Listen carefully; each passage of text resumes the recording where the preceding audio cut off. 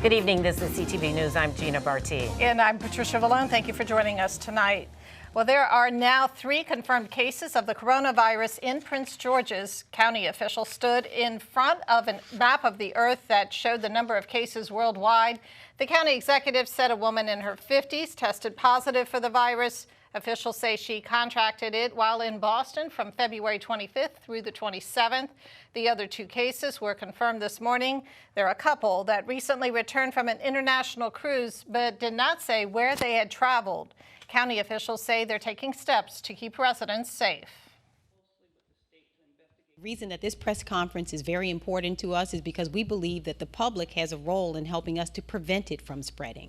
Viruses spread, the flu spreads, but we have in our community the power to prevent it from spreading by following the recommendations that we shared this morning regarding if you are sick, stay home, be that from work, school, church, whatever it is, to stay home, asking people to wash their hands, to really put all the precautions in place.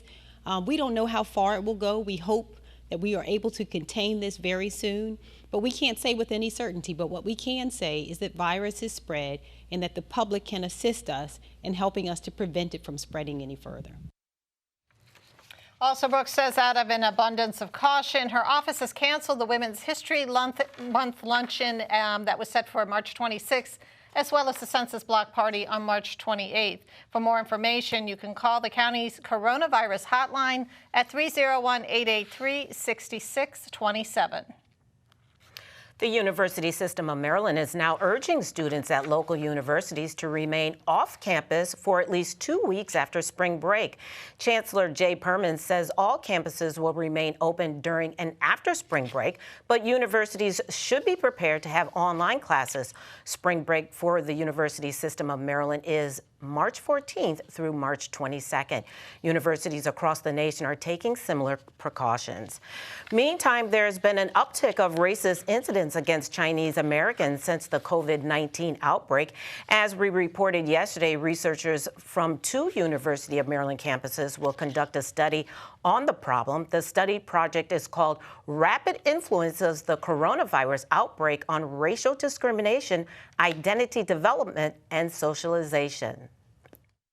It might negatively impact their school adjustment, it might negatively impact their mental health, and it might have a bad impact on them, not only concurrently, but also over time.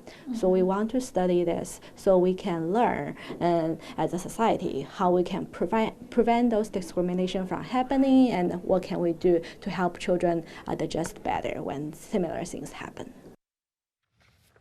Researchers receive funding for the study from the National Science Foundation. Starting tomorrow, the University of Maryland Medical System is changing its visitor policy in response to the coronavirus.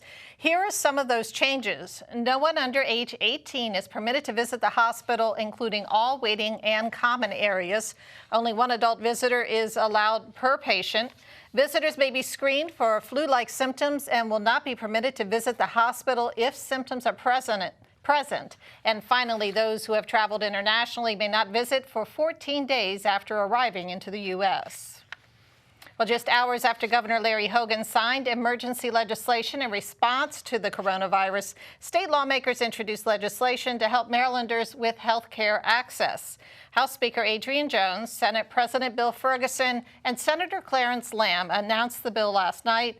It's called the COVID-19 Public Health Emergency Act, and it will help Marylanders reduce the costs of screening tests, improve access to the virus's vaccine when it's available, and ensure that people who are quarantined will not lose their jobs. Ferguson says they are being proactive to make sure Marylanders are safe.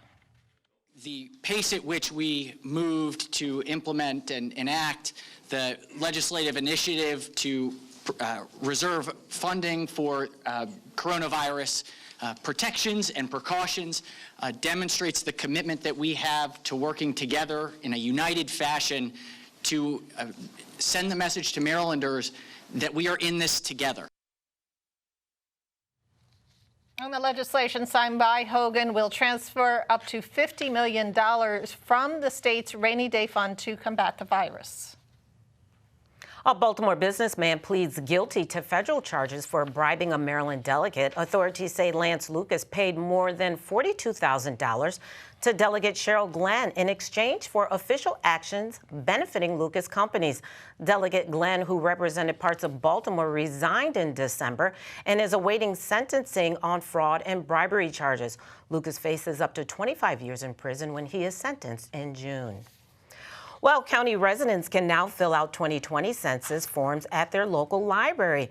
The library system will provide help to anyone who wants to complete forms online. All 19 library branches will have one computer designated for residents filing out the census. The library is happy and excited to be a platform and hub so that the residents of Prince George's County can, for the first time in history, complete their census online. Our staff will be prepared to help people complete the census here on one of our computers. We realize some people may not be as comfortable with a computer as others, so we have technical assistance available. We also have a really broad range of languages represented among our staff, so we can help people who need bilingual assistance. Don't forget, 2020 census forms will be mailed out to residents by the end of the week. For more information, you can visit Prince George's County Memorial Library System website.